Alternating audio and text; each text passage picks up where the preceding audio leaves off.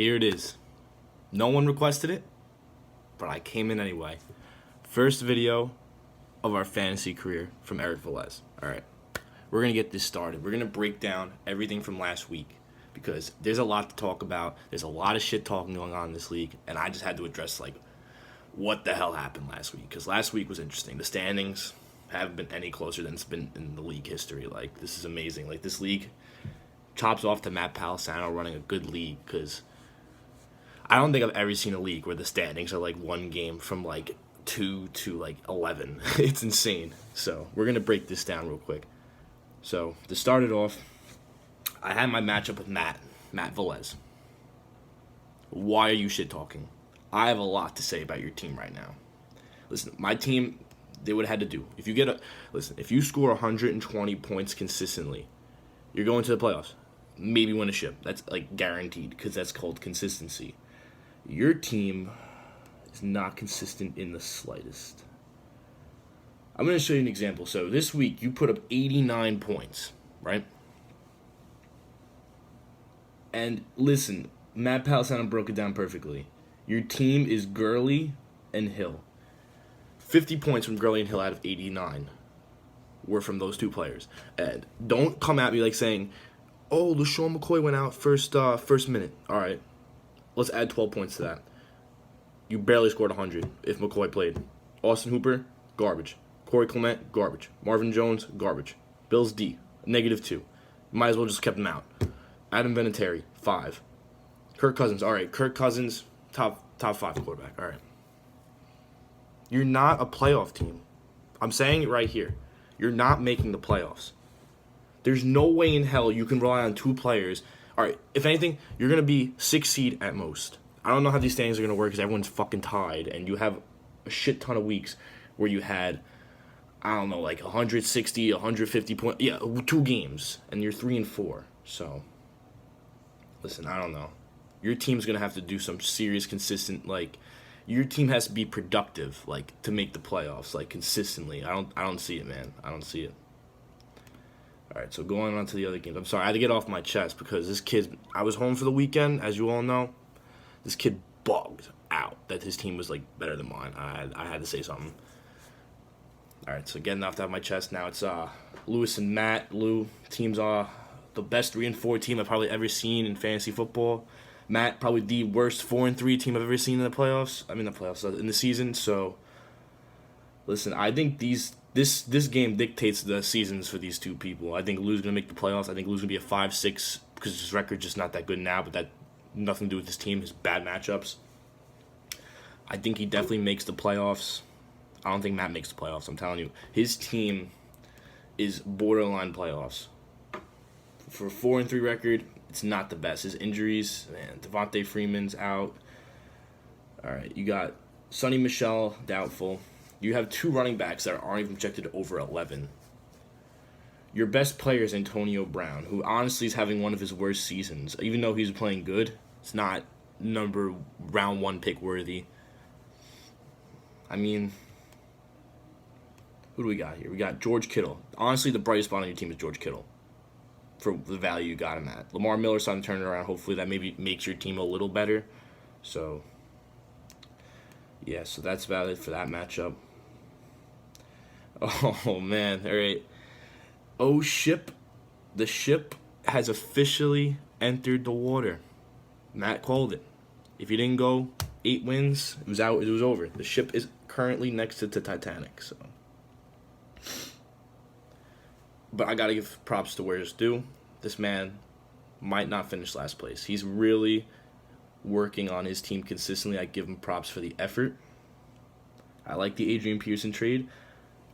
I just wish you didn't hold on to Gronk, man. That guy is all name value. There's no playmaking value from him anymore. He's washed. I don't know. And Dalvin Cook, you could have traded him early in the season. You could have gotten a nice RB2, wide receiver 2, just to give some depth, But listen, you didn't do it. Oh well. I don't think he's gonna get last place. I think that's between. It's right now. It's between Peluso, Mank, and Palino, and I personally think it's gonna be a 3-way.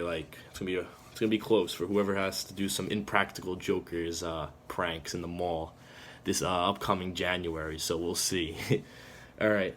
To break down the matchup, though, my dad took him down. But listen, Palino gave him a run for his money. He was talking a lot of shit, my dad, and low key was quiet on the ride home from to the ride back to school from Staten Island. So listen, you put him in his place a little bit, but listen, your team is sick for the long haul. I don't know if you have any weakness right now. You just gotta hope no one gets hurt. You're a first place team. Just keep it going. All right. Stanwich and Steve, very good game. Two high scoring teams. I like T Hams to finish number 2 behind my dad. I think his team is top heavy, but listen, it's still early in the season. It's mid season. Injuries happen. Players break out. Players slump. I just think Mahomes is going to stay consistent. I think Kareem Hunt's going to stay consistent. I like James White. I like the way they use him in the offense for fantasy purposes. All right. Devontae Adams is great. Now, your 2 wide receivers are Jarvis and Kenny Golladay, so that's pretty solid. You basically have an Eric Ebron, so you're basically set. But your bench is a question mark because, listen, Austin Eckler's a good bench player. Amari Cooper, if this guy turns out good, I think this guy can beat my dad. I really do. Amari Cooper over Golladay as 3 wide receiver 1 and 2s with this top heavy. Oh, my God, listen. If this Cooper trade ends up going in Hams' favor, I like him as a championship contender this year. I'm telling you. You heard it here first. This could be a big game changer for this man's team.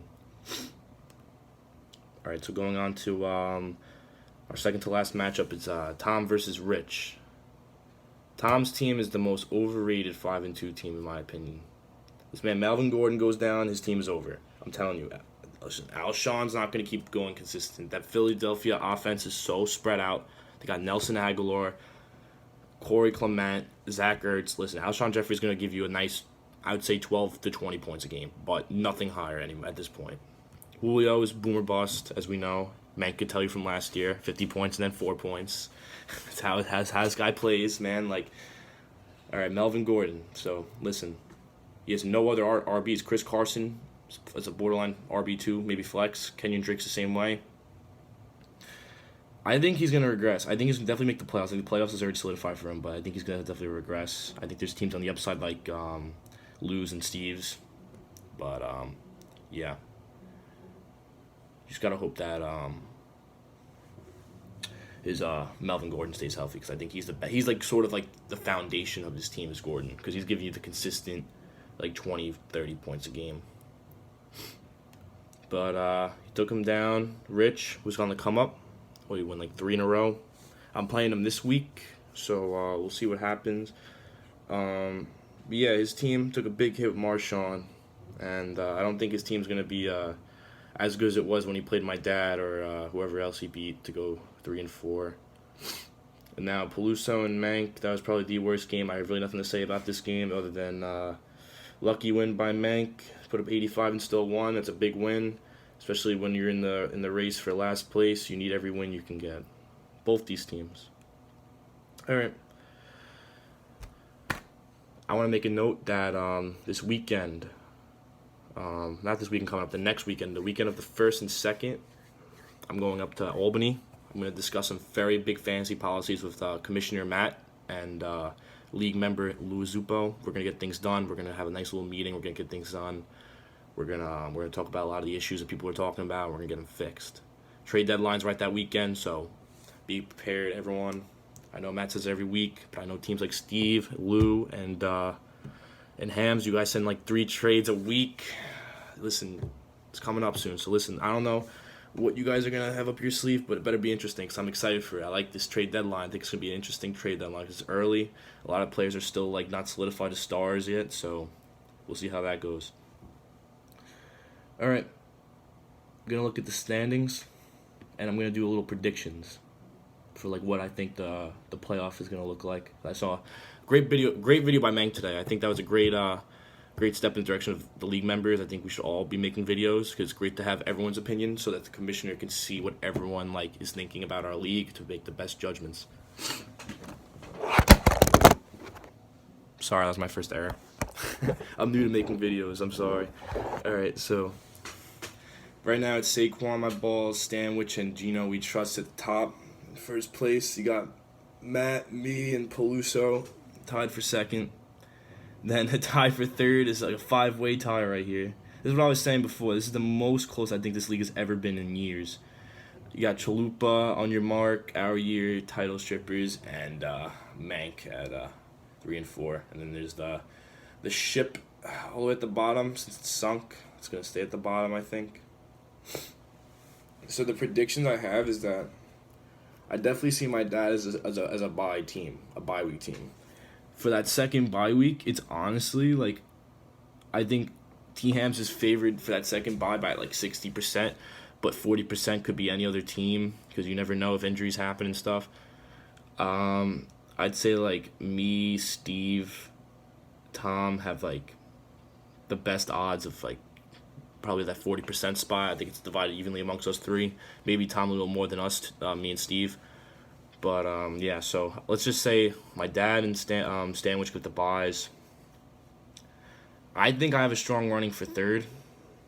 I like my schedule these upcoming games. I play like Mike, I play Mank, a lot of lower level teams. I played a lot of my harder teams already. The hardest team I have is next week against my dad. That's gonna be a good game. So like everyone's like, oh, you have like 3 Bengals players. If I win against my dad with 3 Bengals players on my bench, I don't want to hear shit about these fucking Bengals players. I have to hear it every week about this guy. You have, especially for my brother, you have Mixon, you have Green, you have fucking Boyd, all on the same team. The bye week's gonna lose. All right, I play my dad anyway. I was probably gonna lose. So, all right, so the 3rd, 4th, 5th, 6th spots. That's all up in the air. But the 6 teams that I like are Tom. I like my odds. I'm a humble person. I'm not gonna talk about my team as much. Steve, I think his team's gonna go up. Peluso's down. I like for that 6th spot. It's between, I would say Rich, Lou, and my brother. I would say Lou. I say Lou gets that 6th spot. All right, so now I finished up all the recap, all the standings, and the predictions. I just got some input now to say about the league. I mentioned before earlier in this video about some impractical jokers. I think that'd be a good idea. We could have someone call this man on the phone. We could have him do some dumb shit. Whoever's last place, I think it'll be a funny little prank to finish off our fantasy season. Lou brought up a good idea. Have him the last place come to the dinner that we usually have, except he can't order any food and he just has to sit there and be nice. So that's another great idea. Listen, if everyone makes these videos, we all have different ideas, make the league even better. I had something to say. I don't think I've ever seen a kid want an RB more than I saw Tom want RB last week. His team was fine. I don't know why he was bugging.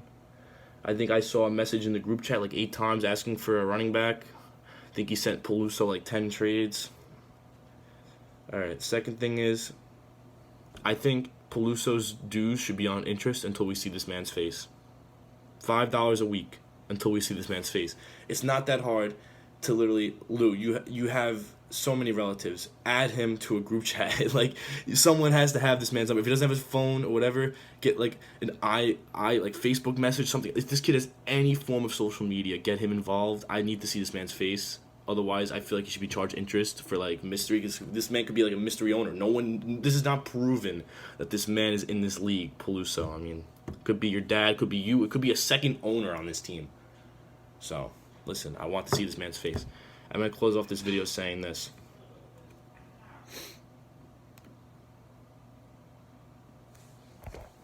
Is this man actually white, Rich? Is Cook white or is Rich black? Thank you for your time.